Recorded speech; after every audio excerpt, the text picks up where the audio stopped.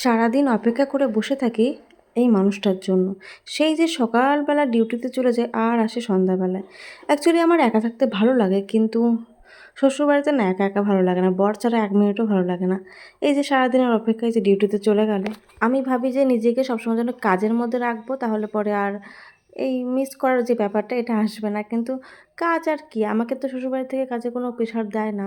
আর আমি আমার টুকটাক কাজ করতে করতেই একদম ১১টার মধ্যে আমার সব কাজ হয়ে যায়, নিজের কাজগুলো। তারপরে আমি সারাদিন অপেক্ষায় থাকি। তা আজকে দেখলাম যে নতুন একটা শাড়ি পরি, যাতে আমার সময়টা কেটে যায়।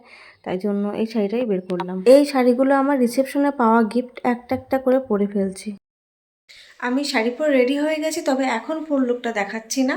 আমি আগে চুলটা শুকিয়ে আসি, তারপরে বাইরে প্রচণ্ড রোদ। আমাকে যদি কেউ অযৌক্তিকর নিয়মের কথা বলে না, সেটা আমার মানতে একদমই ভালো লাগে না। যেমন এই শাড়িটা পরেছি শুক্রবার দিন, আর শুক্রবার দিন নাকি নতুন কোনো পোশাক পরা যায় না। এটা ভাবা যায়? বিশেষ করে নিয়মের পেছনে যদি কারণটা বলতে পারে, ঘটনাটা বলতে পারে, তাহলে সেই নিয়ম মানতে আমার ভালো লাগে, মানে যুক্তিকর নিয়ম। আর অযৌক্তিকর নিয়ম তো আমার একদমই ভালো লাগে না। দেখো, এখানে চান করে আমি জামা কাপড় ধুয়ে মেলে দিয়েছিলাম, সেগুলো উল্টে পাল্টে দিচ্ছিলাম। নতুন শাড়ি পরে বেশ কয়েকটা ফটো তুলেছি এবং রিলস বানিয়েছিলাম, তার মধ্যে একটা ফটো শেয়ার করে দিলাম। কেমন লাগলো জানিও। টাটা।